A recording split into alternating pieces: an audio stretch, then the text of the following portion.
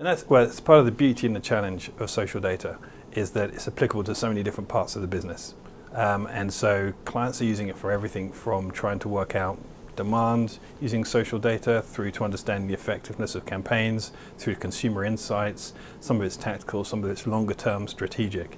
The system's really there to help you make sense of it in any of those situations. It's really about helping to pinpoint the right pieces of information at the exact moment you need it. Mm-hmm. In a use case scenario has been, so one company had financial results that went out, and they used the system to really keep their finger on the pulse of how that was the results were being achieved, how that announcement was going down. And when it really was moving off message, they were able to use the system to understand, okay, well, who's talking about it? How do we bring the right influencers into play here, and partner with them to provide them with the right content to push that content and really get it back to where we want it to be. So it's really about, these things shift share price, and this is a major thing for them. So really it was about them understanding how that conversation was trending and then helping just move the needle ever so slightly, but in the right direction. So we like to think, at Mindshare, we like to think that 2012 was the year that real-time marketing sort of became a thing. It was going on for a while, certainly at Brandwatch. You guys have been in this business for a long time, but at a more of a mass level. In 2013 might have been the year where there's a little bit of backlash against real-time marketing. It was a lot of conversation and articles that took place talking about, is this really moving the needle on business? I'd love to hear your thoughts on, is real-time marketing real? Is it hype? Should we be very concerned about real-time marketing?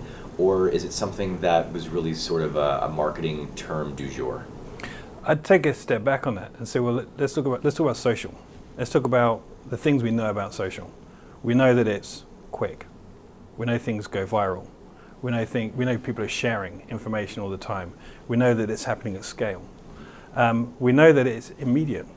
It's right now. And so those things we know, these are sets. We can't change those things about social.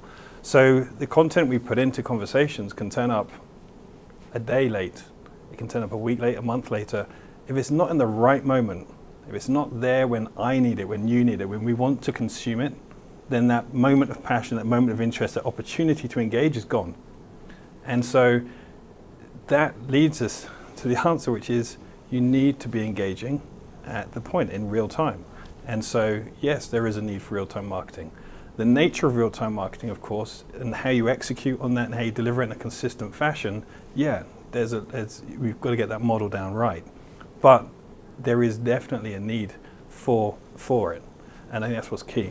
And do you see real-time marketing moving business metrics, or is it always about engagement metrics, which may be a proxy for business, but is it moving business metrics as well? All right, so here's an example that we use.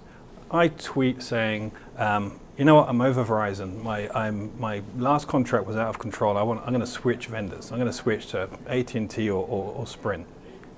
At that single point in time, that single post I make, I am telling you I'm ready to talk.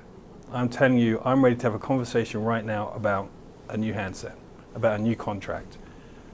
That's, to me, is moving the needle.